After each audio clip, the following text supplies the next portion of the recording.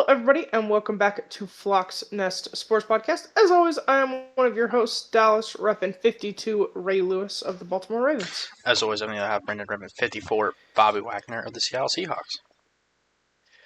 We got a great episode for you guys today. We know it's coming at you a little late, but with the NFL league season officially beginning, wanted to make sure we got all of the news from this week. We are going to talk just football today with so much breaking news, but we will be bringing hockey and basketball next week as the NHL also wrapped their trade deadline. Yes. So much football news with the league year officially opening. So we are going to tackle all of that league-wide and then get into the Ravens and the Seahawks. Yeah, so we'll get it going. Buckle up. It is going to be quite a bit of news. A long one. And we'll just kick it right off. First thing that happened was the Texans and Danielle Hunter agreed on a one-year, $40.1 million extension with $30.7 million guaranteed. Danielle Hunter, one of the premier pass rushers in the league, gets a one-year deal to stay with one of the best defenses in the league. So pretty good for them. I mean, he played really well. Their defense has been phenomenal. It did kind of carry them last season, especially with questions on their offense. So securing that talent's always good. Yep. Next is the Chargers are solidifying their offensive line, especially that interior that caused them so many problems last year. They are signing center Tyler Biadasz to a 3-year, $30 million deal.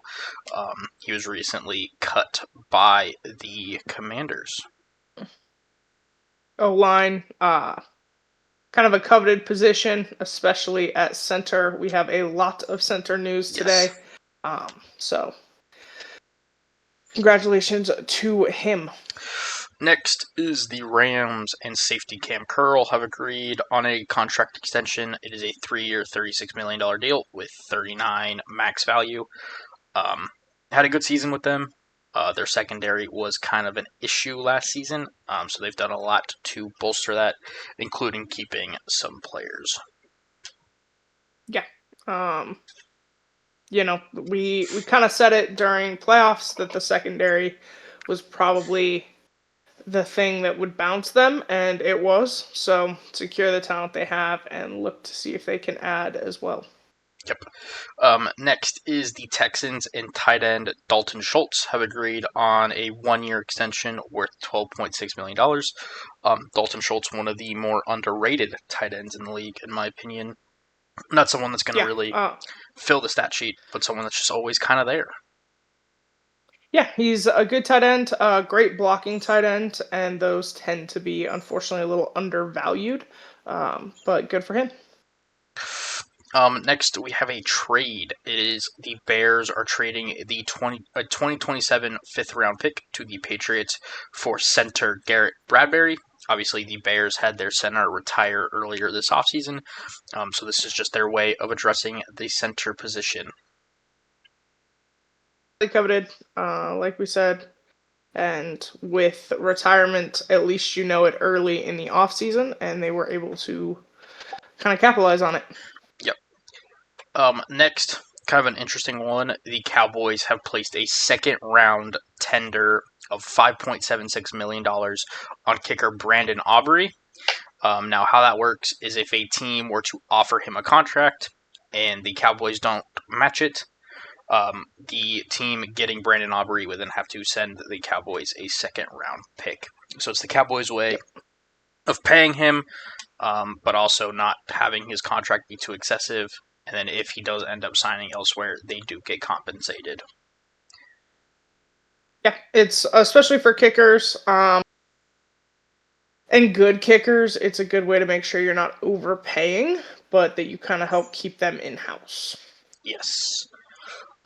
Next is Rams corner Darius Williams has officially announced his retirement. Has been in the league for quite a bit, won the Super Bowl with them, so congrats to him on a good career and enjoy retirement. Yeah, always good to see players kind of retire when they're ready, and congratulations to them. Next, as we mentioned, centers are a coveted spot this free agency as the Bills and center Connor McGovern agreed on a 4-year, $52 million extension that includes $32 million guaranteed. So, Bills got ahead of it, making sure they can keep their guy in house. Yeah, good for them. Is Jordan Davis has reached a 3-year, $78 million extension with the Philadelphia Eagles. This includes $65 million guaranteed. That would make him the highest paid nose tackle in the NFL and in NFL history. So congrats to Jordan Davis. Well-deserved extension. Next, we have a trade. The Colts are trading Zaire Franklin to the Green Bay Packers in exchange for Colby Wooden, a defensive tackle. Kind of an interesting player-for-player trade. Zaire Franklin obviously was a good linebacker at one point, has kind of regressed a little bit, but the Packers have a hole to fill at the linebacker, so kind of makes sense. And then for the Colts, getting in a younger defensive tackle, someone they can kind of hope to develop a little bit, not the worst idea. Yeah. Look, they're a very young team, but they have a lot of talent, and I know, and we know, and we talked about extensively, they didn't do as well as they wanted to in the playoffs, and part of that was their defensive issue with the holes and the injuries, so hopefully this will help. Yep. More kicker news. The 49ers have reached an agreement with kicker Eddie Pinheiro on a 4-year, $17 million extension, $10 million guaranteed. The 49ers have had kicking issues for a while, but when Pinheiro got there, he kind of put some consistency to that position. So, congrats to him. Yeah.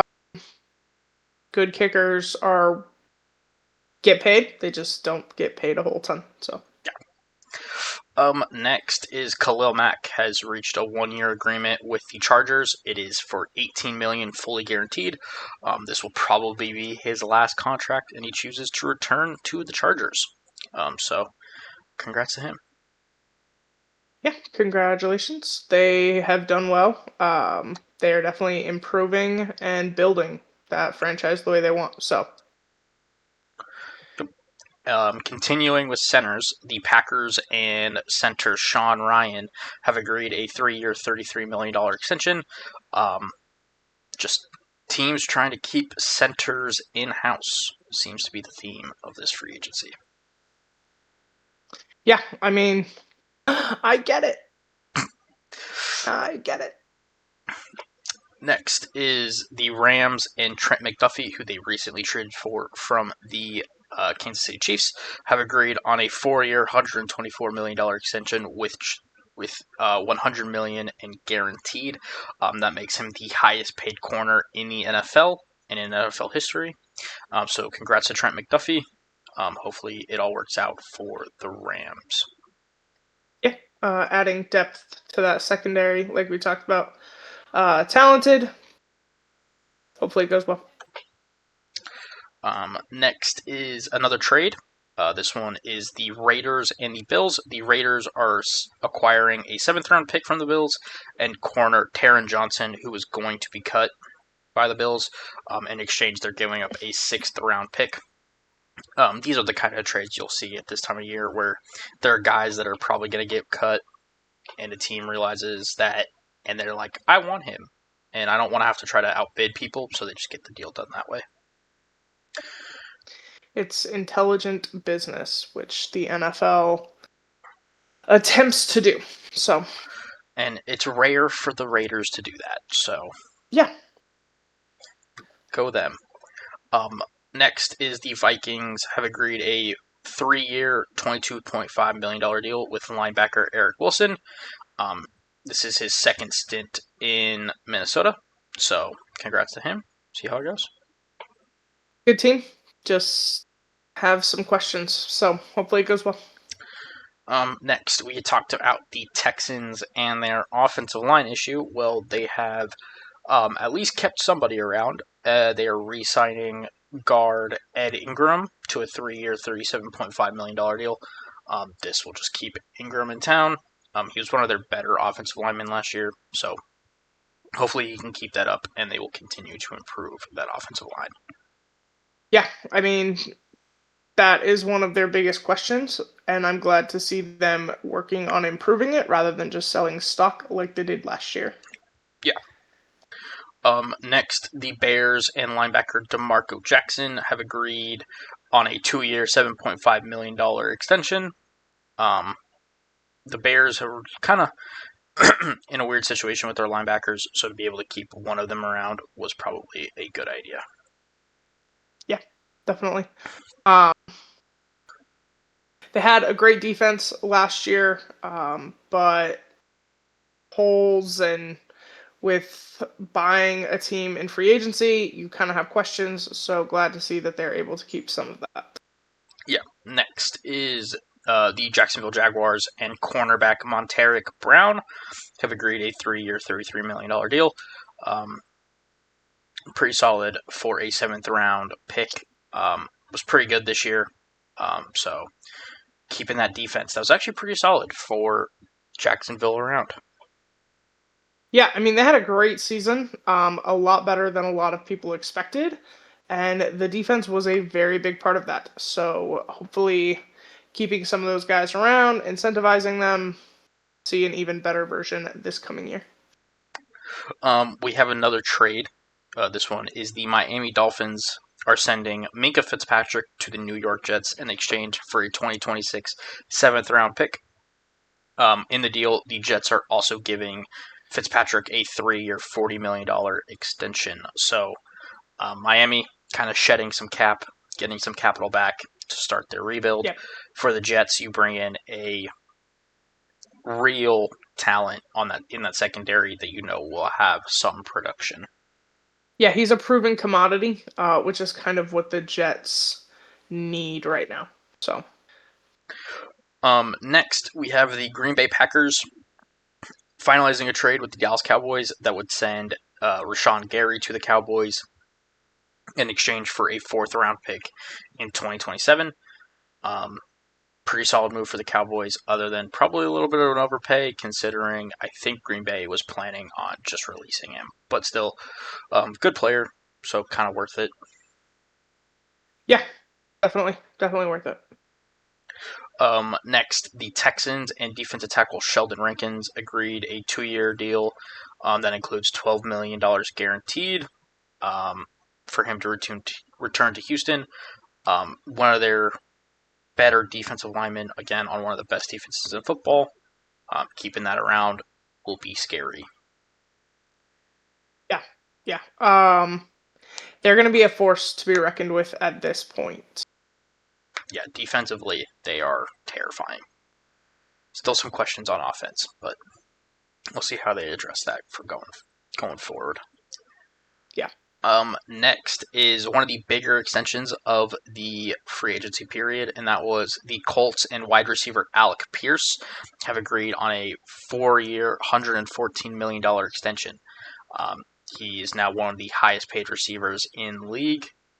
Good receiver, maybe a little much, but we'll kind of see how that goes. I think a little much, but we'll see. Next is the Raiders have agreed a 3-year, $30 million extension for corner Eric Stokes. Played solid for Las Vegas, all things considered, last year. Hopefully he can kind of keep that rolling with the new regime and just help that defense in its first year. Yeah.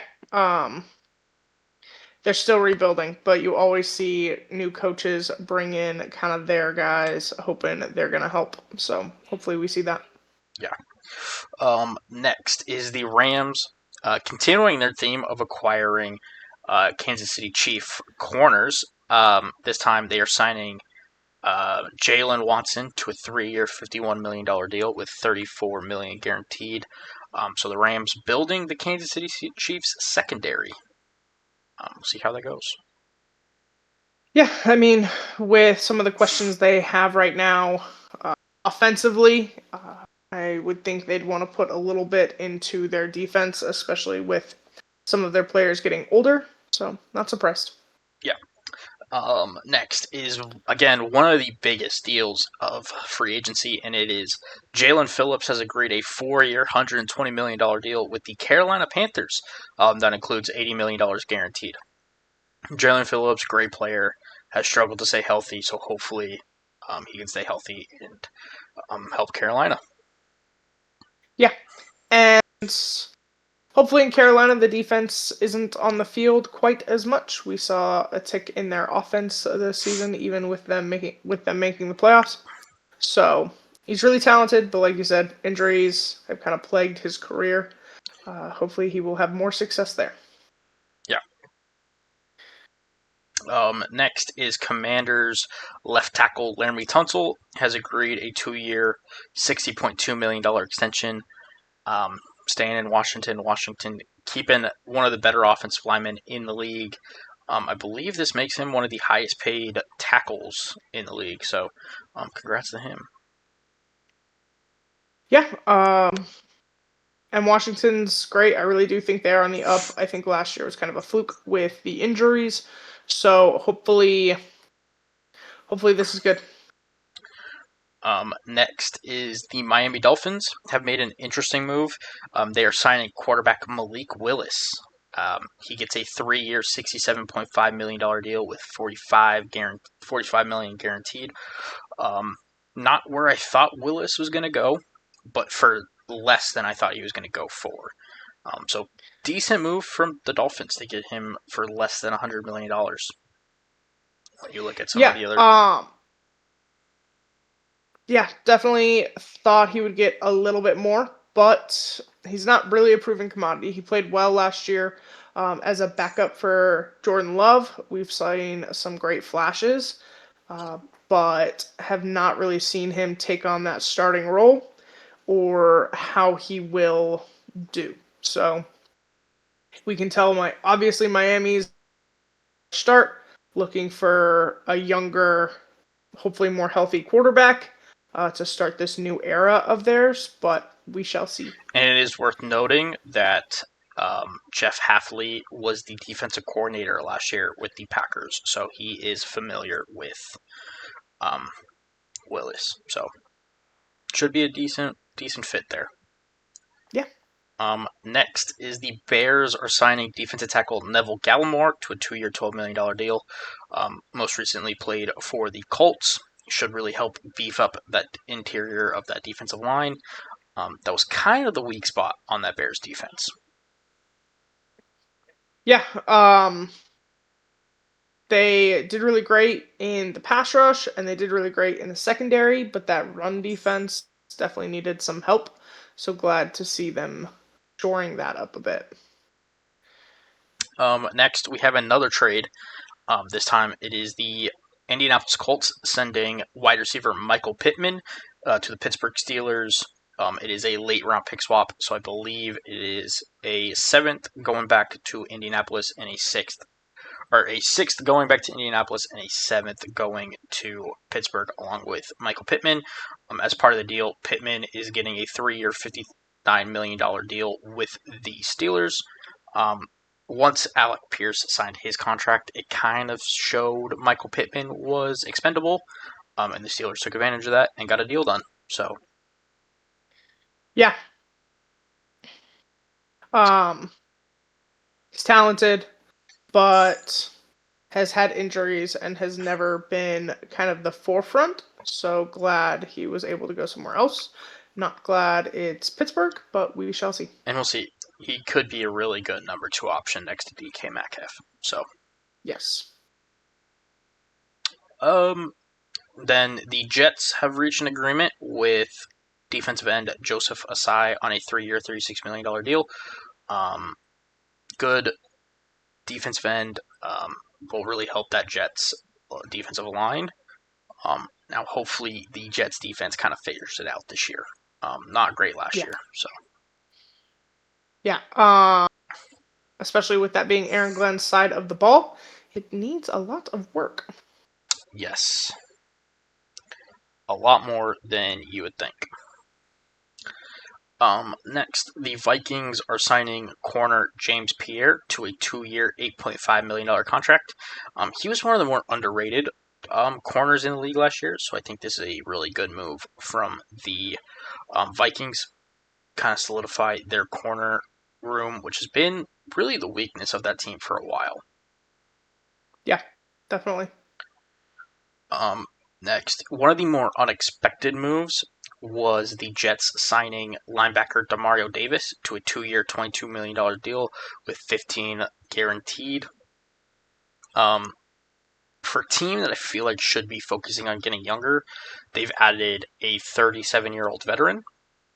And now Demario Davis is a great player and will bring a lot of veteran leadership to that team. So maybe that was the thought process, but kind of an interesting move for the Jets.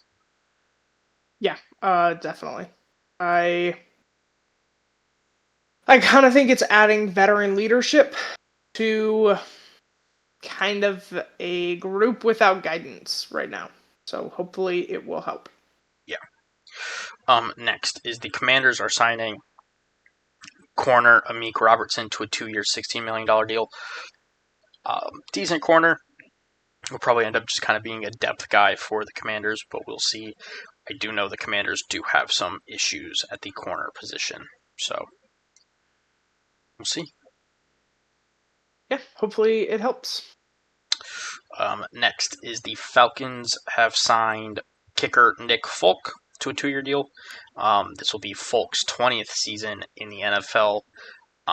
Insane longevity, obviously, is a kicker. Kind of expect that, but still be kicking, so kind of interesting. Yeah, definitely. Next, the Arizona Cardinals probably got one of my favorite signings of free agency, and that is a 2-year, $12.25 million deal for running back Tyler Algier. Algier, I think, is a really good running back that has unfortunately had to spend the vast majority of his career behind Bijan Robinson, one of the best running backs in the NFL. So hopefully with this and going to Arizona, he can kind of prove that he is a number one back and get the workload. Yeah, definitely.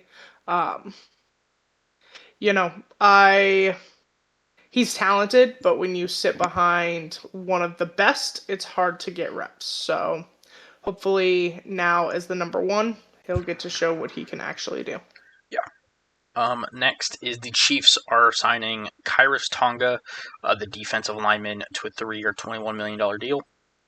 Played really well for the Patriots this year in the run to the Super Bowl. Will help alongside Chris Jones with the Chiefs. Definitely. Definitely. Next is the Titans have signed Wan'Dale Robinson to a 4-year, $78 million deal with $38 million guaranteed. Robinson gets to go back to working under Daboll. Obviously, Brian Daboll, now the offensive coordinator in Tennessee, was his head coach in New York. So Wan'Dale Robinson going back under Brian Daboll. Kind of an interesting one. Will give Cam Ward a very reliable target. And that's what he needs. So Next is the Saints are signing Travis. Now, I thought his last name was pronounced Etienne, but he just did a interview that is him pronouncing his name, and it's more like Etienne. So, yeah, kind of interesting. Did not know that. But Travis Etienne signed a 4-year, $52 million deal with the New Orleans Saints, and he gets to go pretty close to home. I want to say he's from Louisiana, so congrats to him. Yeah, congrats to him. Obviously, he wanted, and I think everyone kind of expected a little more out of his time in Jacksonville. But with that franchise being a little tumultuous the last couple of years, hopefully he gets a fresh start in a young and upcoming kind of franchise that's trying to rebuild a culture. Yeah. And they keep going with a guard signing in David Edwards to a 4-year, $61 million deal. So the Saints bolstering up their run game pretty well here. Yeah, they definitely need it. So will help Tyler Shuck in his second season. Definitely. Next, the Raiders are bringing in wide receiver Jalen Naylor on a 3-year, $35 million deal with $23 million guaranteed. Naylor, another guy, kind of lived in the shadow of Justin Jefferson, so hopefully now that he's with the Raiders, he can kind of be that number one or number two to help a young rookie. So should be good for them. Yeah, definitely. Hopefully he helps. Next is the Jets signing another defensive tackle, David Onyemata, to a 1-year, $10.5 million deal. Onyemata is a pretty solid defensive tackle, so this should help, again, with one of the weaker spots on that Jets defense, even though there was quite a few. Yeah. Look, they need a lot of help, so hopefully this helps. Yeah. The Steelers are signing Jamel Dean to a 3-year, $36.75 million deal. Really good with the Buccaneers, so hopefully he can take that to the Steelers, who are going to need some help in the secondary. Yeah, definitely need help. Not too much though. That's okay. Next, the Bears are signing former Browns linebacker Devin Bush to a 3-year, $30 million deal, $21 million guaranteed. Bush had a really good season with the Browns defense, all things considered. So the Bears solidifying their linebacking room after losing a couple people. So see how that goes. Yeah, hopefully it kind of shores up for the Bears. Not sure what the Browns are gonna do. Yeah. Next is one of the most unexpected moves of free agency, and that is the 49ers are signing Mike Evans to a 3-year deal worth up to $60.4 million. From what I'm seeing, though, this deal is really like a 1-year deal, just with how the guaranteed money works. So Mike Evans going to the 49ers. Not overly thrilled about that. I've always kind of Yeah. associated him with the Buccaneers, and when he was with the Buccaneers, I could actually like root for him. And now that he's with the 49ers, not great. Well, and it's definitely a surprise. He has always been a Buccaneer. Always been how you viewed him. Kind of thought that was where he would spend his entire career, especially with someone coming off of and having struggled with injuries. But he saw an opportunity to get paid and to go to a team potentially competing. So good for him. Yeah. Next, the Cleveland Browns have signed guard Zion Johnson to a 3-year, $49.5 million deal. Cleveland had pretty much their entire offensive line go to free agency, so they were going to have to bring people in to replace them. I don't know if I would have picked a Charger to do that, considering how bad their line was last year, but to each their own. Yeah. At that point, you're hoping it was fit and coaching, which isn't likely, but good luck. Next, the Titans are signing defensive lineman John Franklin Myers to a 3-year, $63 million deal.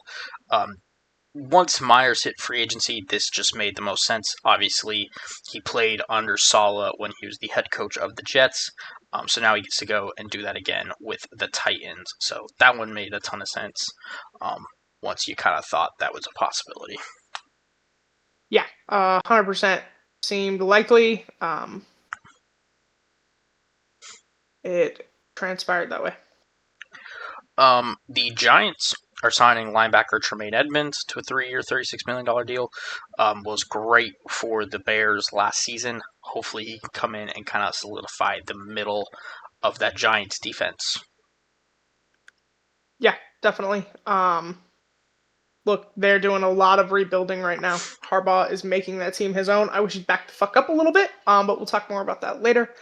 Yeah, they need help, and they have the potential to be a really great team next year. So if anyone is looking for a betting team, I would keep your eye on the Giants. Probably.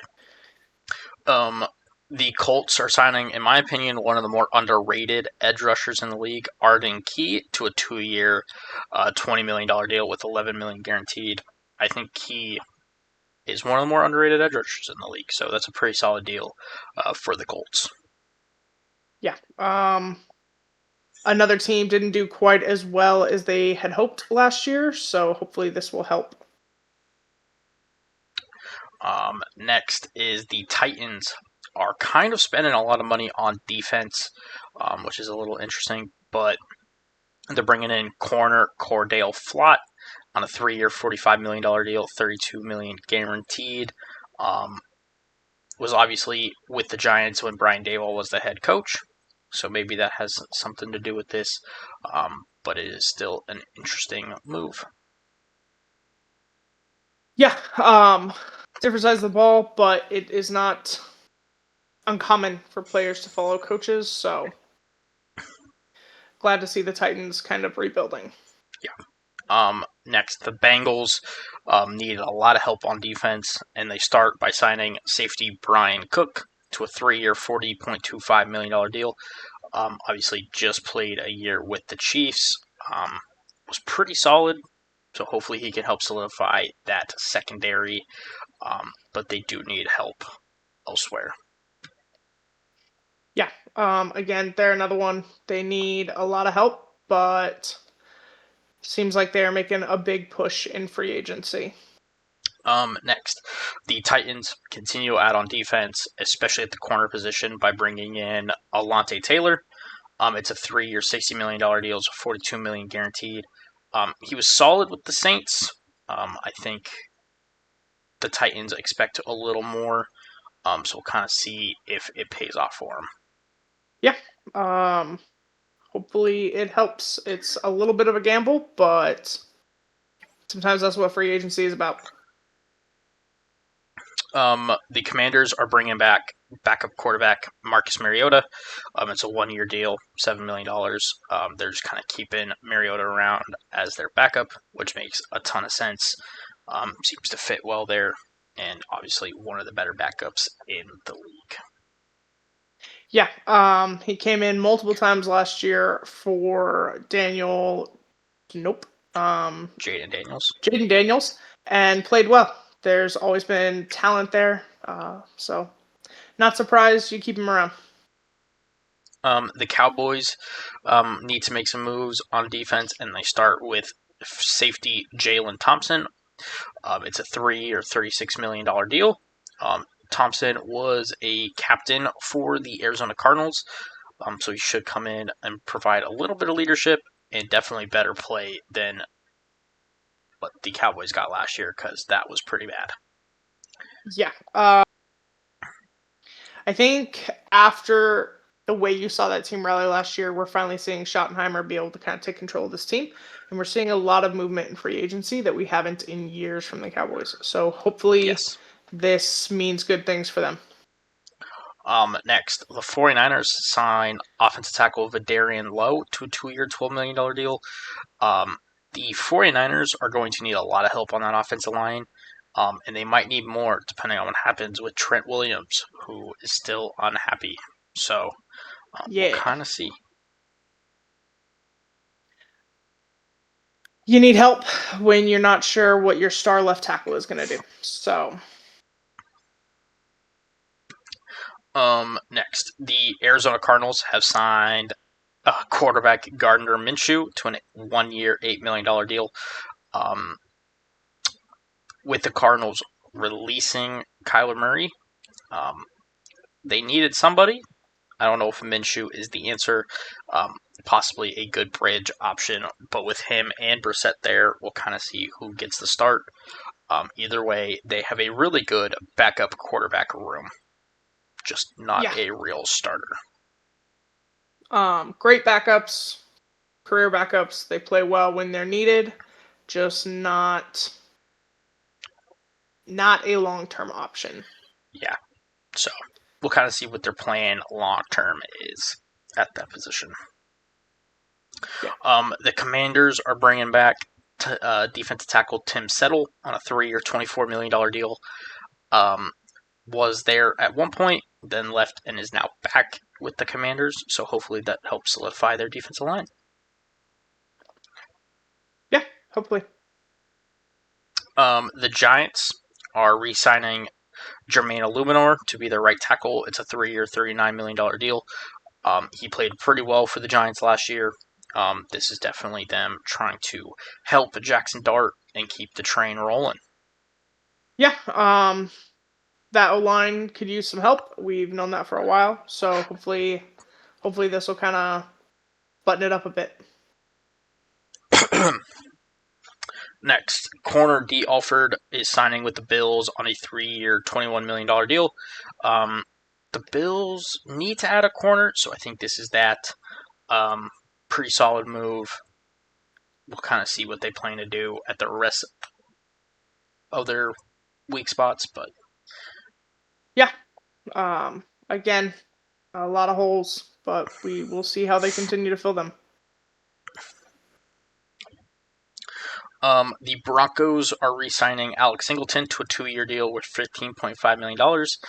When he was playing with the Broncos last year, he was pretty solid.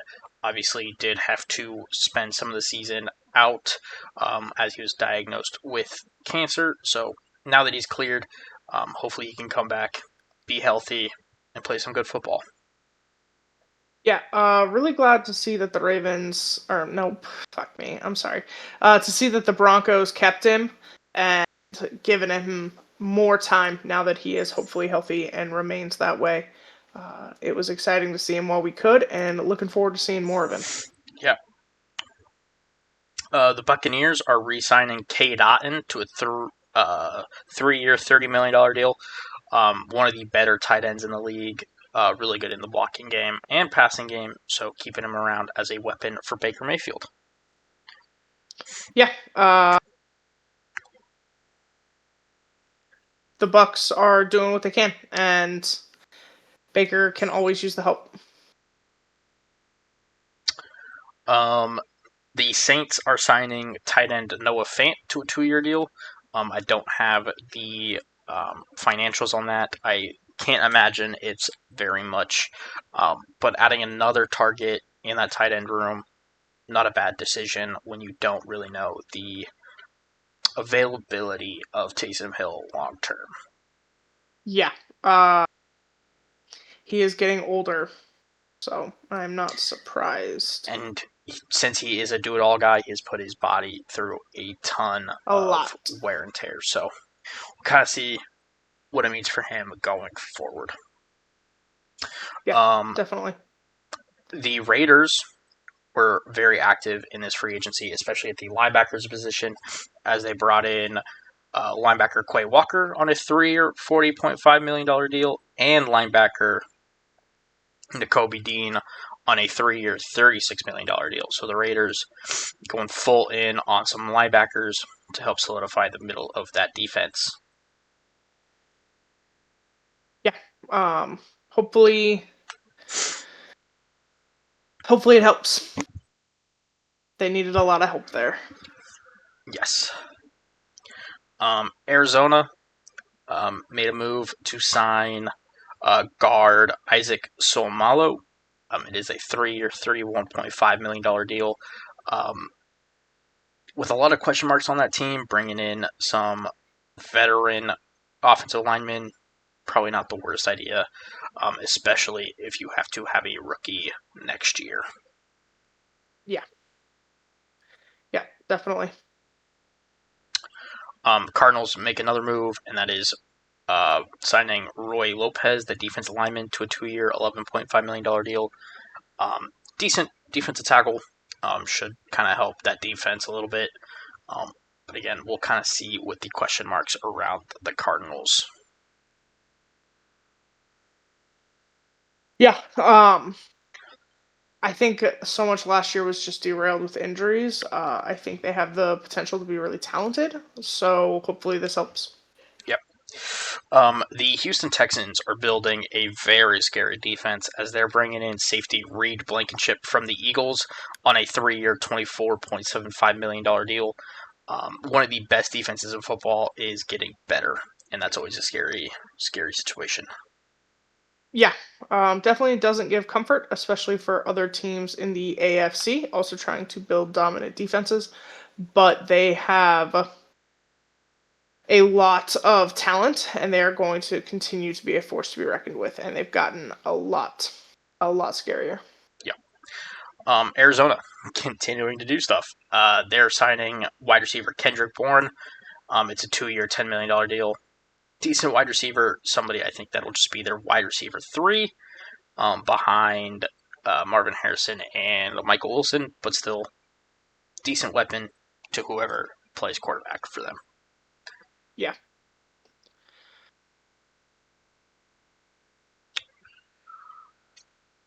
The Steelers are signing running back Rico Dowdle. I don't have the financials on this move, but solid move from the Steelers. I liked how Rico Dowdle played last season when he got the chance, so we'll kind of see what he does in Pittsburgh. Yeah. Good luck. I think there's potential there. Pittsburgh can be a hard place to be a running back with the teams you face, the state of their O-line, but not surprised to see them making more offensive moves with their change in head coach. Yeah. Next, the Chargers have signed guard Cole Strange as he'll follow Mike McDaniel to LA. It is a 2-year, $13 million deal. Again, the Chargers really needed to help that interior offensive line and fix that interior offensive line, and that is a step to doing so. Yeah, definitely. Next, Broncos re-signed running back J.K. Dobbins to a 2-year, $20 million deal, $8 million guaranteed. Dobbins was great last season when he was playing with the Broncos, but then an injury kind of derailed the season, which seems to be his career in a nutshell. So hopefully he can stay healthy, but until that happens, we'll see.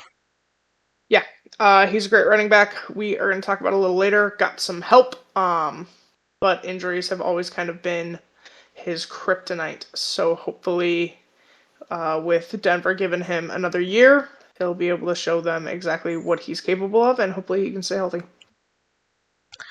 The Panthers have not done a lot this free agency, but what they have done has been big moves as they bring in linebacker Devin Lloyd on a 3-year, $45 million deal, $25 million guaranteed. This should really help the middle of their defense. So Panthers are taking the quality over quantity approach this free agency. Yeah. And with a team that did win their division and did make the playoffs, that's not a bad move. So hopefully this helps. The Chiefs are re-signing wide receiver Tyquan Thornton to a 2-year, $11 million deal, giving Mahomes another target. But we'll see what happens. Obviously, need some more help there, but not a bad re-signing. Yeah. Packers need some help at the corner position, and they get one with corner Benjamin St-Juste. It's a 2-year, $10 million deal. May end up just being a depth piece for them, but a guy that I think has starting upside, so we'll kind of see what happens there. Yeah, hopefully. Young, a lot of talent. We will see where it goes. The Giants have signed a corner, Greg Newsome. It's a 1-year, $10 million deal. We'll kind of see how he does with the Giants. Good luck. It was really they're Really all I rebuilding. You can see it. The Texans have signed kicker Kyrie Fairbairn to a 2-year, $13 million extension, making him the highest paid kicker in the NFL. So congrats to him. Obviously, pretty good kicker. Yep. The Texans have decided to help bolster their offensive line, which we have not said often enough. They're bringing in offensive tackle Braden Smith from the Colts. It's a 2-year, $25 million deal. So hopefully he can come in and kind of help solidify that offensive line. That is where they need the help. So. And then we have a trade, and talk about a full circle moment as the Raiders are trading Geno Smith to the New York Jets in exchange for a 2026 sixth round pick. The Raiders are also getting a 2026 seventh round pick. So the Geno Smith is heading back to the team that drafted him in the New York Jets. Obviously, the Jets need a bridge quarterback this year. and I think they've identified Geno Smith as the guy to get them through this season until they can draft one next year. Yeah, definitely, definitely likely. Gino has had a great career revitalization, but it has not led to anywhere truly significant, especially in the last couple. And the Jets need someone to get them over the hump while they look for a quarterback. But it is exciting for him to kind of go back home, and hopefully he can make the most out of it. Yeah. The Patriots have made a pretty big free agent signing, and that is Romeo Dobbs on a 4-year, $70 million deal. Should be a good wide receiver 1, wide receiver 2 for Drake May. Yeah, young receiver or young quarterbacks, you get them as much help as you can, especially veteran help, and this will hopefully be good for him. The Browns are making a pretty solid offensive line move, bringing in Elton Jenkins on a 2-year, $24 million deal. As we said earlier, Browns need a ton of offensive line help, and that is a pretty good start. Yeah, that's a great start, honestly. He's a great alignment. They need the help. Happy for him.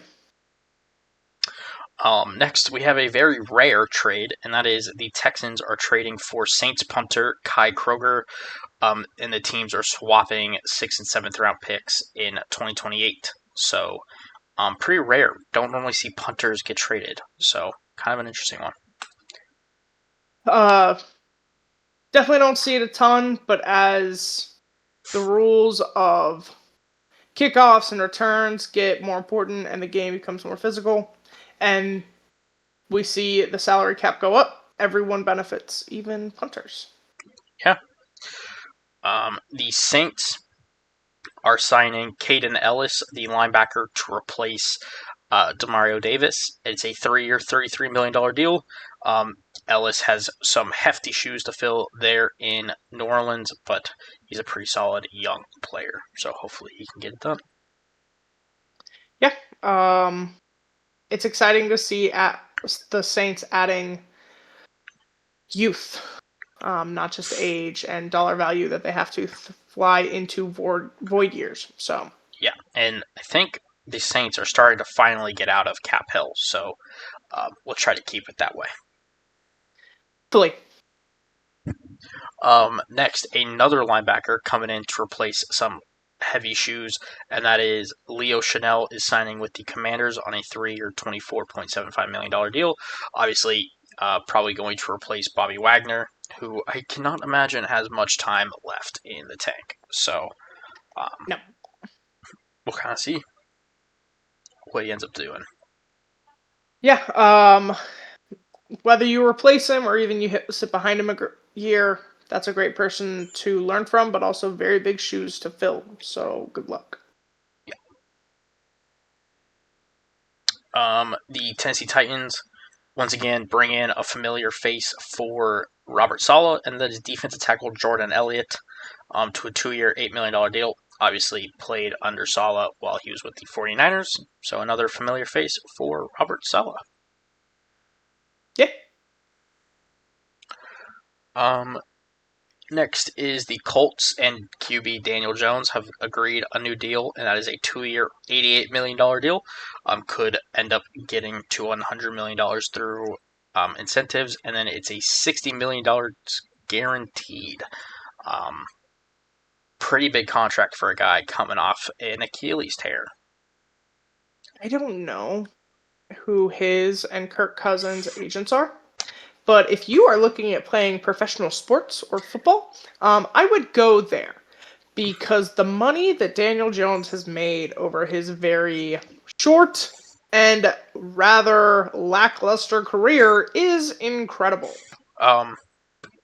The Buccaneers have made a couple moves. First of which, they're bringing in linebacker Alex Anzalone on a 2-year, $17 million deal. Really like this. I think Alex Anzalone is a great player. Will hopefully help that linebacking room, who has not really been the same for a while. And then they're also bringing in running back Kenny Gainwell on a 2-year, $14 million deal. So some solid additions on both sides of the football. Yeah, definitely.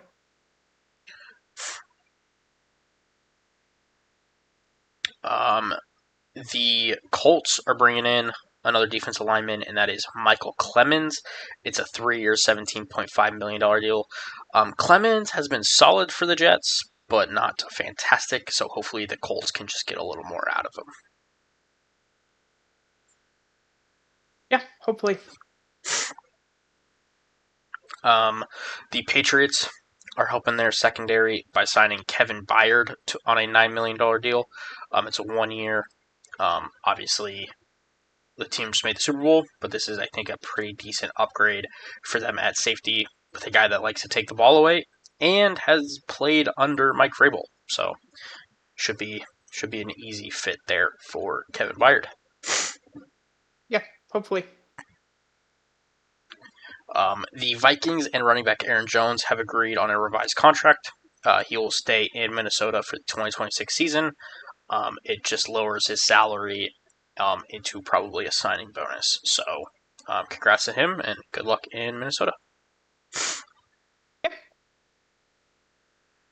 The Bills made a big splash on the defensive line, bringing in defensive end Bradley Chubb. It's a 3-year, $43.5 million deal. The Bills needed some pass rush help, and they're going to get it with Bradley Chubb. Look, he's a good linebacker. Just getting a little up there in age, so hopefully this helps. Hopefully this is a good place for him. Yep. Next, Packers. Adding up front, getting defensive tackle Javon Hargrave. It's a 2-year, $23 million deal. Obviously, he was waived from the Vikings at the start of the new league year, so going to the Green Bay. Yeah, good team.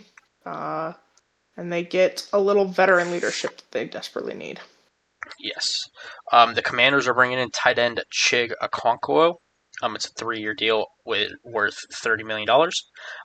Coming in to kind of replace Zach Ertz, who's injured for this season, and I cannot imagine he's going to come back after that pretty rough knee injury at his age. So coming in to be the tight end option for Jaden Daniels. It's a good option. Yep. The Commanders are also bringing in safety Nick Cross to solidify their secondary. It's a 2-year, $14 million deal. Another decent signing for the Commanders. Yeah, definitely. The 49ers have agreed a new deal with tight end Jake Tonjes. It's a 2-year, $8 million deal. Obviously, with George Kittle's injury kind of up in the air, and you're not really sure how much time he has left, bringing in Tonjes again to kind of be that number one tight end is not the worst idea. I mean, they need one, and he's a good player. So hopefully this kind of rounds out what they need. The Jaguars are signing running back Chris Rodriguez Jr. It's a 2-year, $10 million deal. Should be the backup to Bayshaw Tootin, but I think he's a solid running back. Should be a good number 2. Yeah, should be. Next, we have a trade. The Cowboys are sending defensive tackle Osa Odigizua to the 49ers in exchange for a 2026 third-round pick. So the 49ers bolstering their defensive line, and the Raiders getting in some draft, or the Cowboys getting in some draft capital. Yeah, they need it, so hopefully that helps. And they're kind of continuing that theme by trading defensive lineman Solomon Thomas to the Titans in exchange for a 7th-round pick. The Cowboys are also sending their 7th-round pick. So it'll be pick 218 for pick 225. So Dallas just moving up slightly in the draft. Nothing wrong with that. The Cowboys are then signing corner Kobe Durant to a 1-year, $5.5 million deal. Solid corner for the Rams. Hopefully will help that secondary in Dallas. Yeah. Continuing the secondary theme, the 49ers are signing Nate Hobbs to a one-year deal worth $4.5 million deal. $4.5 million was obviously released by Green Bay and now is in San Francisco. The It's a great Eagles, place to be, honestly. So yeah. why not? The Eagles are signing Arnold Ebiketie to a one-year, $7.3 million deal. Hopefully, he can kind of come in, prove himself as a decent pass rusher in Philadelphia. Yeah, I mean, that's really where they kind of need help right now. So hopefully that goes well. But they've had great defenses for a long time. So good place to be. The Raiders are signing Connor Hayward to a 2-year, $5.5 million deal. Obviously, I can say that Clint Kubiak likes to use a fullback, and I think he just found his fullback. So, should be pretty good for both parties. Hopefully. The Bills are signing C.J. Gardner-Johnson to a one-year, $6 million deal. Gardner-Johnson's always kind of been a good player, but has bounced around the league a lot. So he's adding Buffalo as his newest stop. For a team that could use some secondary help and a player that wants to be on a competing team, hopefully that goes well. Yep. The Minnesota Vikings have made a very interesting move, and that is signing Kyler Murray after he was cut by the Arizona Cardinals. It is going to be a vet minimum. I have no idea how much that's worth, but Arizona already has to pay him $36.8 million. So the Vikings are just going to sign him for a minimum, and we have the Russell Wilson situation all over again. Hopefully it works out better for the Vikings than it did the Steelers, but we will see. Yeah. This is kind of where he's at in his career, so we shall see. Calvin Austin, the wide receiver, is signing a one-year deal with the Giants, $4.5 million, just adding another target for Jackson Dart. Yep. We kind of saw last year what happened when Jackson Dart was without a lot of his top weapons, so adding depth to that room is only beneficial. Yes. The Buccaneers need to add on the defensive line, and they're going with El Quadin Muhammad on a one-year, $6 million deal. Hopefully he can come in, give them some pass rush help. Yeah. Hopefully they could use it. Next, the veteran defensive lineman Bryce Huff has announced his retirement at age 27. Hopefully all is well, and he enjoys retirement. Yeah, a little odd. He's very young, but hopefully this was for good reasons, not medical, and he has a long, happy, healthy life. I did hear that I think part of this is he's getting paid in void years the next 4 seasons, so he's making $3 million a year. Okay, well that's, I mean, so you get that and you don't have to work out every day, so or get hit a lot, so fuck it, why not? But that might not be true. That's just what I heard. But the 49ers are bringing back Dre Greenlaw on a one-year, $7.5 million deal after he was released by the Broncos. Obviously, played there, solid. Hopefully, they can find what he used to be for them. Yep. Hopefully this is a good thing, but they need depth at the position, if nothing else. I think we saw last year they were very much missing him. The Commanders are bringing in running back Rachaad White to be one of their running backs, whether he starts or is the second. Either way, solid running back, not a whole lot of money on a one-year deal. No. Getting him for pretty cheap, so hopefully. Yep. The Eagles have extended Braden Mann, their punter, to a 4-year, $14 million extension with $7 million guaranteed. So the punter gets a decent payday. Yeah, I mean, we're seeing we're seeing that position on the rise. So, Yep. And then the Cincinnati Bengals are adding on their defensive line with Jonathan Allen. It's a 2-year, $28 million deal. Allen obviously got cut by the Vikings after not having the kind of season that they were expecting from him. So hopefully he can find it again with Cincinnati. yeah. Uh, Hopefully, they definitely need help on that side of the ball. So,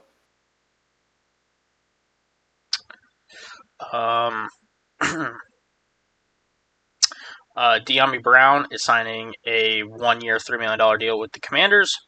Just another weapon for Jaden Daniels. Kind of see how that goes. Then the Chargers are solidifying their defensive line by signing Dalvin Tomlinson. In my opinion, one of the more underrated guys in the league. Solid defensive lineman going there on a 1-year, $7.5 million deal. So, helping solidify that defensive line. And then the last bit of breaking news is the Panthers have signed Rasheed Walker, the left tackle, to a 1-year deal. Obviously, with their starting left tackle, Ike Ekwonu, tearing his patella tendon in the playoffs, Walker gets to start the one season, kind of rebuild his stock around the league, while Ike Ekwonu heals. So solid move all around for the Panthers. yeah, definitely. Like you said, not a ton of moves, but the ones they've made have definitely been impactful. Yes. One more thing of breaking news, and that is the Atlanta Falcons have signed quarterback Tua Tagovailoa to a 1-year deal. Obviously, they are dealing with some quarterback injuries with Michael Penix. So hopefully, Tua can come in, maybe give them a year as a bridge for Penix to get healthy. Obviously, both of them are left-handers, so it's kind of be an interesting situation there. I cannot remember a time where there was 2 left-handed quarterbacks on the same team in the NFL. So, yeah, kind of random. Look, the Falcons have questions at quarterback. I do not think Tua Tagovailoa answers those questions, but maybe helps them have a little time to figure it out. I do think the left-handed thing is a big part of that decision. Yeah. You don't have to restructure an O-line. Your left guard is always, your left tackle understands his job as an actual right tackle, and your right tackle understands he is a left tackle in this situation, and they both keep that job and that mindset consistently. So, Yes. if I were a more betting person, or if that was something you could bet on, I would bet that had a big part to do with it. Yeah, probably. But now that does it for breaking news. Well, it only does it for the other 30 teams. We still have 2 with much news to talk about. As always, we're going to give Brendan a break, and we will start with the Baltimore Ravens. To sum it up, I think an adequate phrase would be shit show, is how I would describe our free agency up until this point. The Ravens always tend to keep things a little close to the vest, and they tend to be a little quieter in this time, but this year kind of came to a head. We are going to start with their ads, then their adding, their re-signing, their losses, and of course we are going to talk about Maxx Crosby in all of this situation. So, we're going to start with what they've lost. Center Tyler Linderbaum goes to the Raiders on a 3-year, $81 million contract, $60 million guaranteed, giving him an APY of $27 million a year. Which is insane. That is outrageous. That's 10. He's a good center, a great center. But $10 million more than the next highest is insane. Yeah, it's a little much. Look, I don't fault Linderbaum for following the money at all. but definitely glad we didn't pay it. Yeah, that's tough. Tight end, Isaiah Likely, someone you all know I'm a fan of. I was hoping we were going to use the franchise tag on. Did not. Goes to the Giants on a 3-year, $40 million deal. Can be worth up to $47 million. Defensive linebacker Draymond Jones goes to the Patriots on a 3-year, $39 million deal. Tight end Charlie Kohler goes to the Chargers on a 3-year, $24.3 million deal, making him the highest paid blocking tight end. Safety Ardarius Washington goes to the Giants on a 1-year, $3 million deal. Alohi Gilman, the safety, goes to the Chiefs on a 3-year, $24.75 million deal. Punter Jordan Stout goes to, guess who? The Giants on a 3-year, $12.3 million deal, making him the highest paid punter. So now we have a second-year kicker and no idea who a punter. Fullback Patrick Ricard goes to the Giants, who at this point can fuck off. On a 2-year, $7.63 million deal, making him the highest paid fullback in the NFL. Running back Keaton Mitchell goes to the Chargers. I was hoping the Ravens were going to tender him. They did not. And the Chargers are obsessed with the Ravens running back room. So, he goes there on a 2-year, $9.25 million deal, $5 million guaranteed. A lot of losses. A lot of great players going to other teams, specifically the Giants. I do not ever want to hear that John Harbaugh lost the Ravens locker room ever again. I don't think so. Because obviously that's not true. You can't take half my fucking locker room with you if you'd lost it. So, look, I'm glad the players got paid. I'm happy that John Harbaugh gets to tell you, fuck you, I can basically rebuild the Ravens in New York, but not thrilled. Not thrilled. And then finally, linebacker Jake Hummel goes to the Texans on a 2-year deal. Apologies, I do not know the dollar amount on that one. A lot of those losses I expected. The Pat Ricard one does bum me out a bit, especially with the state of my O-line. While, yes, I don't expect Deacon Doyle to utilize a fullback, as we have not seen that historically, I was hoping to have a little bit more blocking effort, as Ricard does a lot, especially in the run game. Players the Ravens have re-signed. Center Corey Bullock on a 1-year, $1 million deal. He actually does and has had some playing time over the last couple of years, with Linderbaum having neck injuries and back injuries. Has a good chance to be the starting center, but we will see. I also know that... where'd that name go?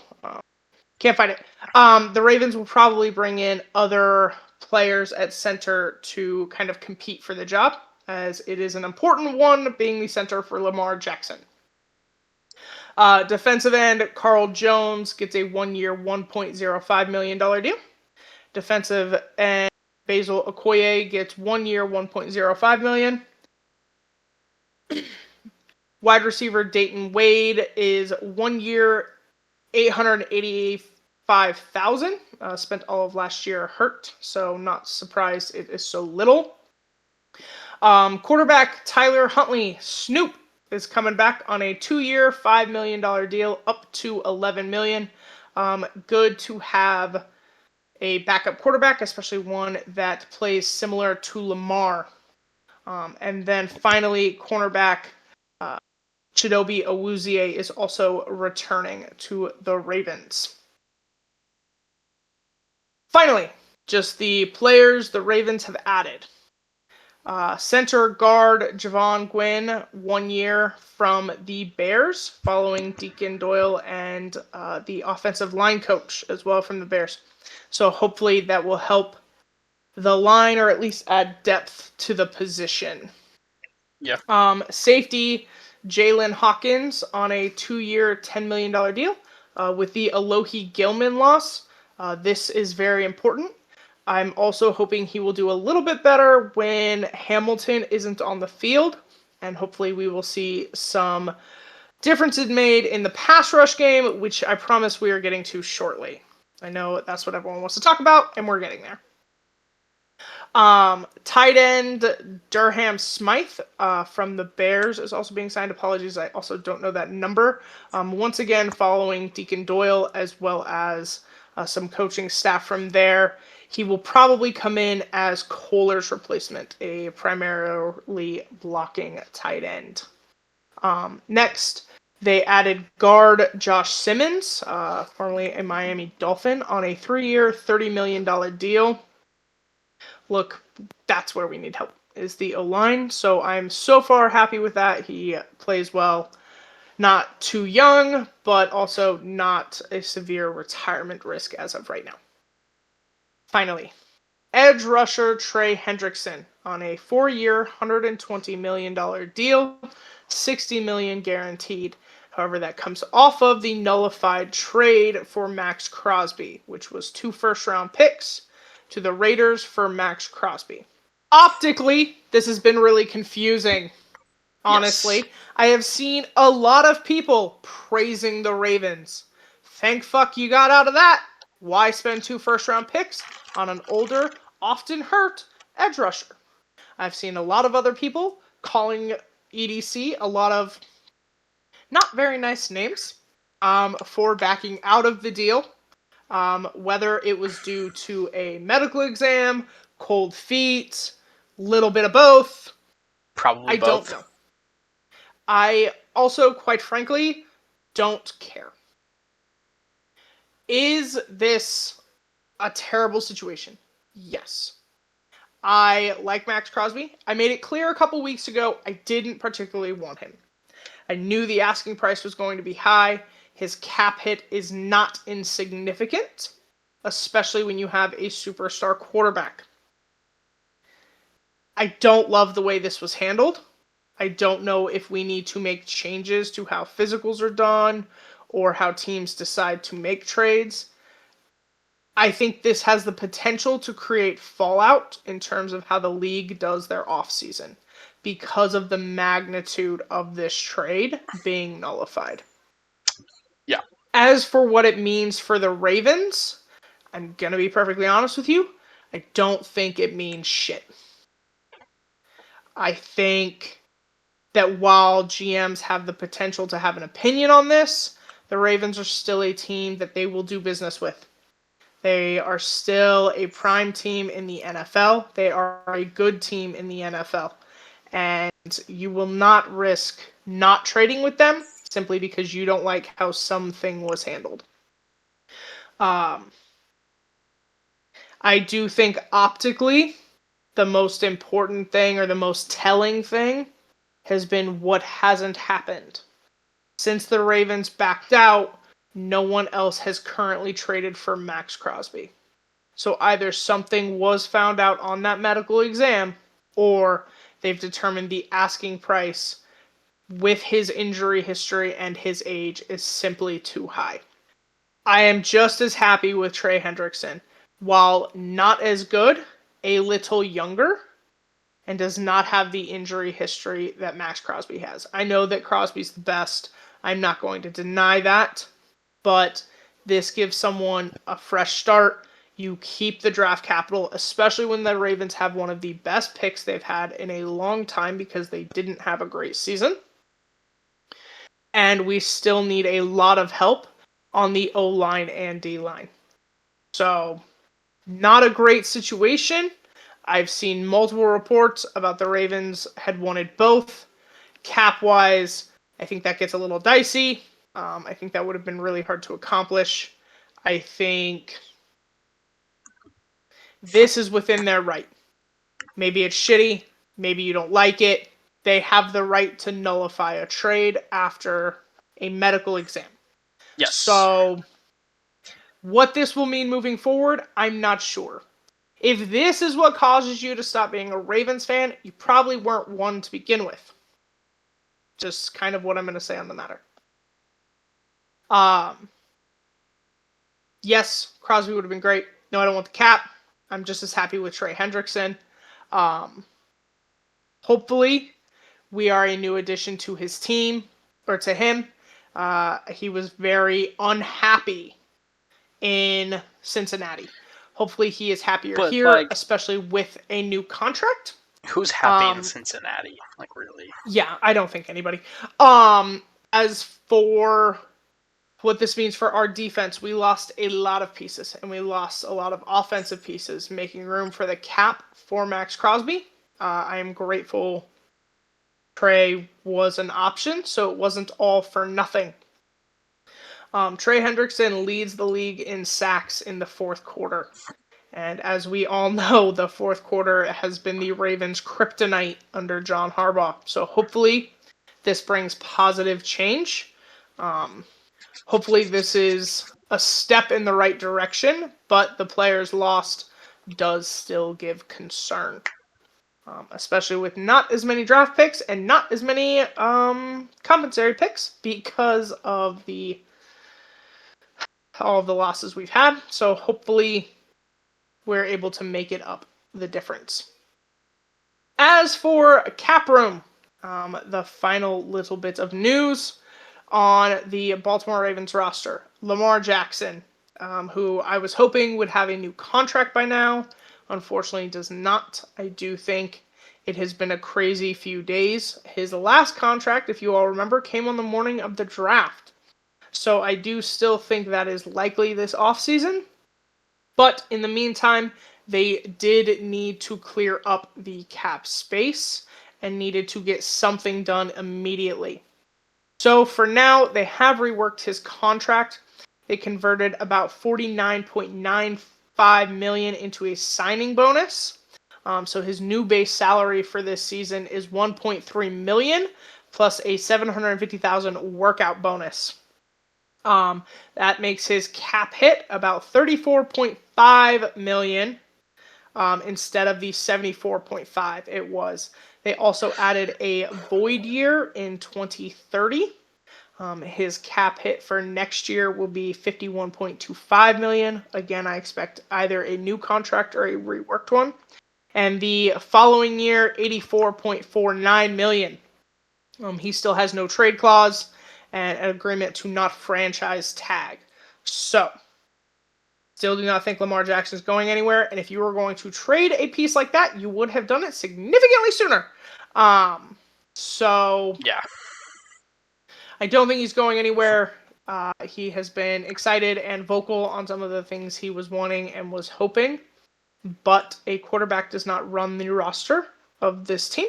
So, we will see how he fares moving forward, and hopefully they get a new contract done quickly. If not, I expect one done next offseason. But hoping for one this season. I know the criticisms that have come under Lamar when he seems unhappy with his contract. I am not unaware of those. I'm not sure how valid I find them, but we shall see.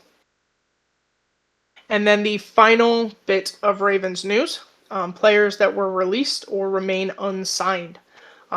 Quarterback Cooper Rush was released with the re-signing of Huntley, and given how Rush was given an opportunity last season and could not capitalize on it, I'm not surprised by this.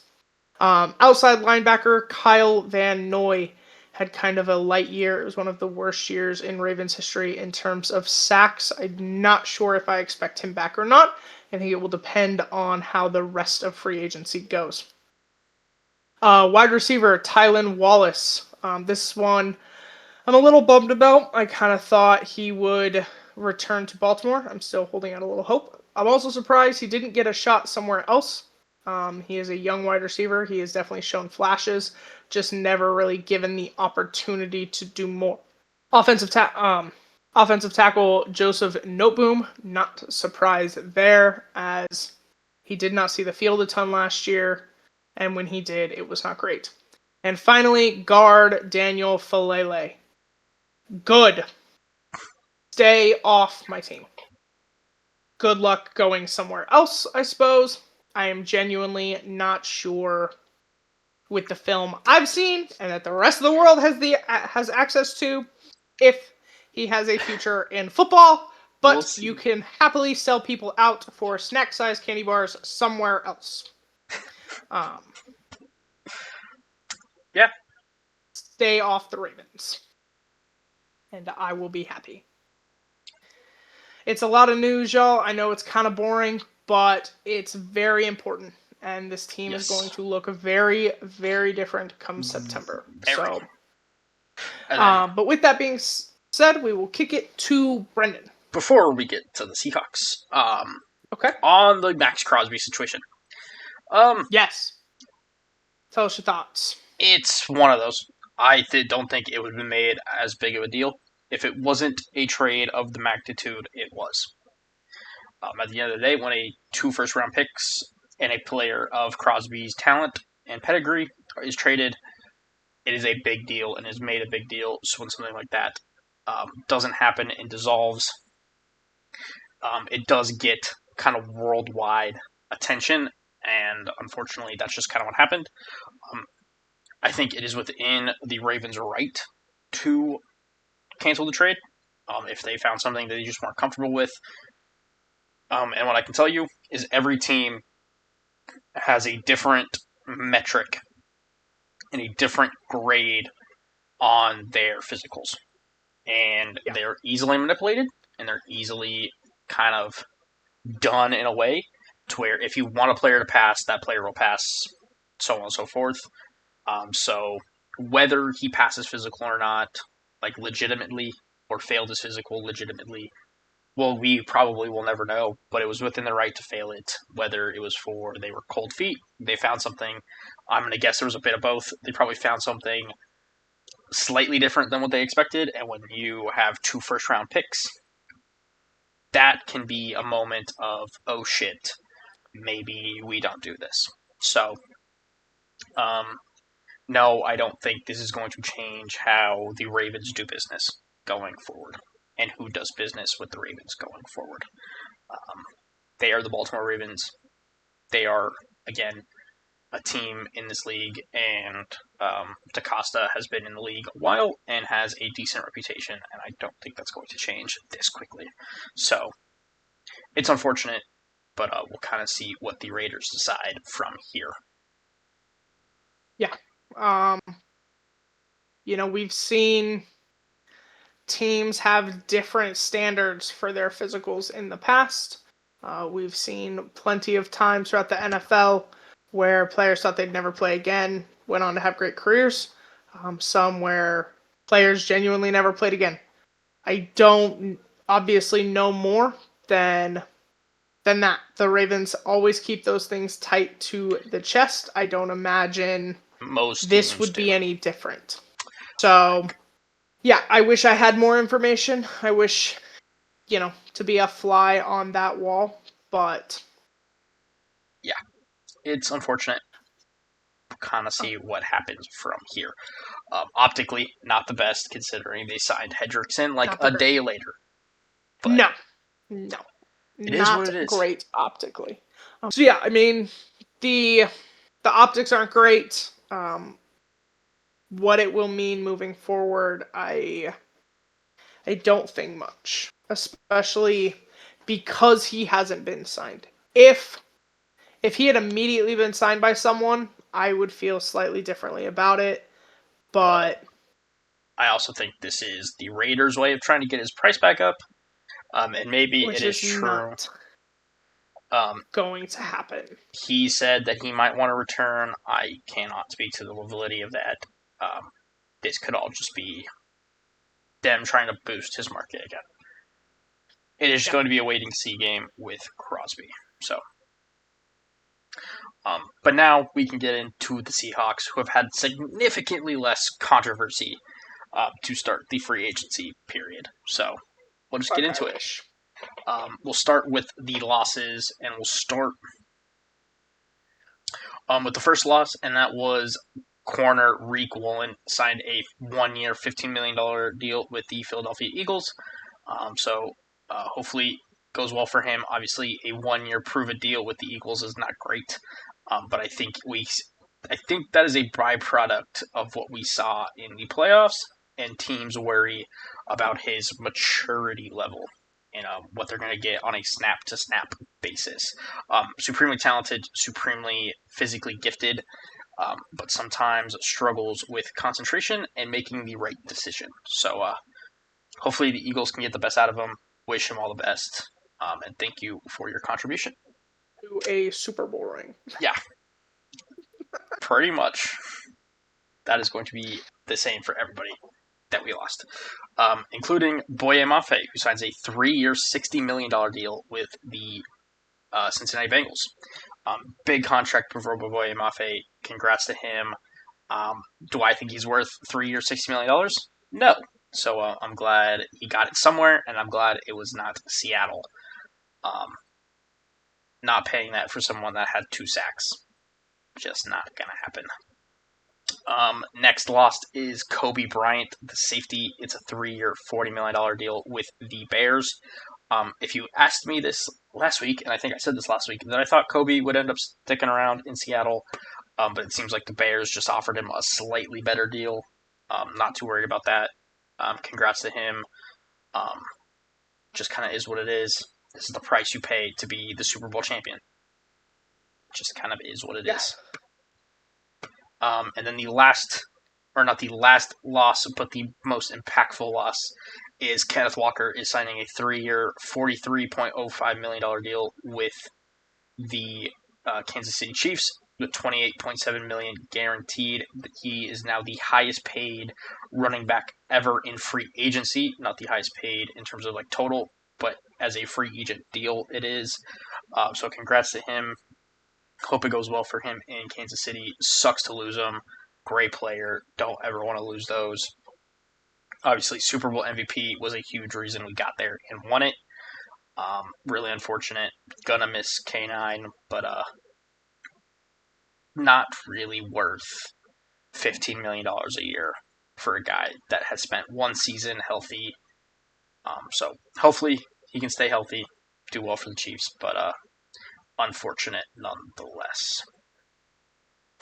And then the last of the losses is the least consequential, and it's Derek Young is signing with the Raiders, probably for less than $2 million. I don't really know the details, but hopefully he can go to the Raiders, get an opportunity to prove that he actually deserves to be a wide receiver in this league. It was tough for him, stuck behind some good wide receivers here in Seattle. So hopefully he can get out there and prove something. So, not as many losses as I thought they were going to have, but some impactful ones. On to the re-signs. We'll start with Josh Jobe. He signs a 3-year, $24 million deal to stay in Seattle. I think this is a great price for the Seahawks. $8 million a year for Jobe.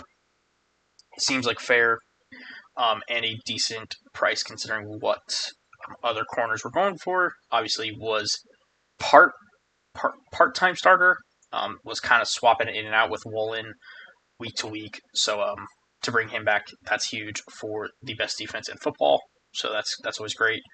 The Seahawks also re-signed Josh Jones, their swing offensive tackle, their backup, to a 1-year deal. Probably not the most flashy signing, but a really important one. We saw this season when Charles Cross went down, he came in, and the offensive line didn't take a huge step back. We've seen that in the past with some other guys that have played backup tackle for the Seahawks. So I think it was well worth bringing him back if that's the floor you're going to get from your backup. Great to see that. Next re-signing is the biggest one, and it is re-signing Rashid Shaheed to a 3-year, $51 million deal with $34.7 guaranteed. I love having Shaheed back. Last week I said I didn't think it was going to happen. I thought he was going to get priced out of Seattle. Turns out it was a little more than I expected it to be, but less than I think a lot of the national media thought and a lot of the bigger names. So great to have him back. A lot of money to spend on wide receiver 2, and a lot of money in the receiver room is going to come. But when you think about it, and the fact that Cooper Kupp is pretty much on his last year, JSN is going to get a big extension, and then you have Torrey Horton. I think this wide receiver room is set up great now with Shaheed as your number 2, and he is one of the best return men in the league. and I think that does make up for the fact that it was a little more than I thought it was going to be when you do consider his return ability. Probably chips in for a couple million, and you have to think you were going to pay that anyway to get a return guy in if he left. So to me, it makes a ton of sense. Love this re-signing, and I'm glad to have Rashid Shaheed back. Seems like a perfect fit in Seattle. Keeping it going with re-signs, we brought back long snapper Chris Stoll to a 2-year deal. It's the long snapper; they don't really go anywhere, so no surprise there.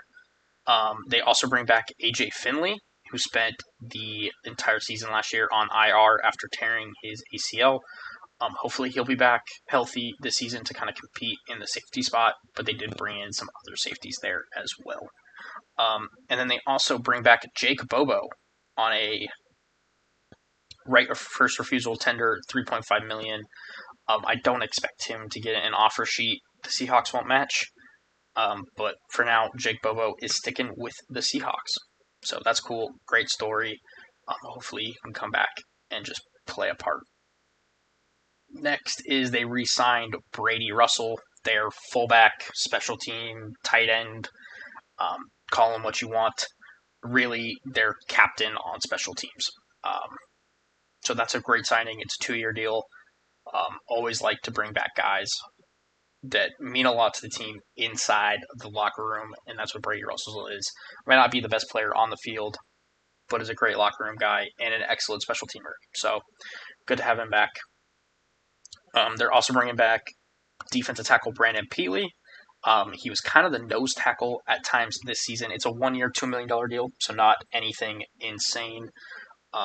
Just another piece of that defense coming back. And then the Seahawks finally made some outside signings. First of which was safety Rodney Thomas II from the Indianapolis Colts. Can't lie, I don't know anything about this dude. I know he's a safety. I know this is his third year, fourth year in the NFL. We'll kind of see what happens. I expect this to be a depth piece. Back end of the roster, maybe. We'll kind of see what happens here with Rodney Thomas. Another outside free agent signing is they are bringing in running back Emmanuel Wilson on a 1-year, $2.1 million deal. I really like this move. Obviously, running back was the position of largest need for the Seahawks after losing K9 and with Charbonnet's ACL injury. I expect Wilson to be the day one starter come the start of the season, assuming Charbonnet isn't back. But a guy that can be a good complementary back with Charbonnet once he's back. So don't hate this 1-year prove-it deal for Wilson. And then the last signing was they're bringing back DeAnthony Bell. The safety obviously was with the Seahawks for most of the last season. He was waived, claimed by the Panthers in Week 16, which he stayed there for the remainder of the season. So kind of unfortunate, didn't get to play in the Super Bowl. I have heard that they are probably going to give him a Super Bowl ring, based on what I understand, for his contributions. But he's coming back to the Seahawks, so that's cool. It's another 1-year deal. Great special teamer. We'll kind of battle in that safety room, obviously, with the loss of Kobe Bryant. So another decent signing there. And then the last bit of news is a release. They have released corner Tyler Hall. And that's what I got for you. The release is a little interesting, considering that with this release, they have 3 corners on the roster. Witherspoon, Job, and then Pritchett are the only 3 corners on the Seahawks roster. I expect that to change, whether it's through the draft or another free agent signing. So the Seahawks do what they do. They kind of go bargain bin shopping in free agency, wait a little bit, see who falls through the cracks, and then target the draft, work on things like that. I did not expect a flashy signing. We'll see. There's still some people out there that they can go for, but I would not expect one this year. It sounds like they are trying to play the comp pick game for next season. They're set up to get quite a few with their losses, especially with Woolen Mafe, Bryant, and Walker all fetching comp picks. Um, I do expect them to not make a huge signing, to not cancel out one of those, especially considering 2027 is one of the better draft classes we're going to see. And the Seahawks only have 4 picks this year. If you get more picks next year, it kind of makes up for having less picks this year. So I kind of expect that to be the case. I would not expect a big signing at this point, unless somebody falls through the cracks that they just cannot pass up. But at this point, I don't think that's going to happen. So, all in all, not a bad free agent start. We'll kind of see where we go from here.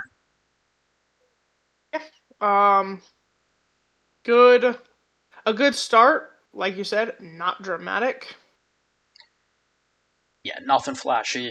Bringing guys back and some back end of the roster shuffling with signings on depth pieces. But truthfully, when you're the Super Bowl champion, that's all you really need to do is to make sure that the core is still intact and that you still have space to make moves in the future. So I think they've done a pretty good job so far. We'll kind of see where they go. And if they do make a bigger signing. Definitely. Like you said, it's kind of the downside of being a Super Bowl winner. Your entire team, staff, and players becomes one of the most coveted enterprises. And teams pay a lot of money for Super Bowl winners. So yeah, the Super Bowl tax is a thing, and I think you could see it with some of the contracts that were handed out to Seahawks. It was kind of ridiculous, but it is what it is. I think no matter what, you'll take the ring over anything at this point. So, sure, we'll see what happens, but should be good. Awesome. Well, that I do believe that does it for football news. Any other random sports? No. All right. Well, we know it was kind of a shorter episode for you guys this week, and a lot of just kind of number information, dump. But this is part of sports. We will hopefully be back on track next week with hockey and basketball. Yep. I also know the World Baseball Tournament is going on, so we are hopefully going to talk some of that as well. I know Brendan has watched it. I think I caught 10 minutes at a bar the other night. So we shall see. Yeah. We'll talk about that. They just got out of pool play. We'll kind of wait for eliminations to start, and then we'll talk about that. Should be solid. Great. But with all that being said, make sure like, subscribe, comment. Let us know if there's anything you want to see. Obviously, with free agency kind of started, how do you think your team's done so far? Are you excited with the moves? Are you kind of upset? Let us know. What do you think about the Maxx Crosby situation? We'd love to hear that.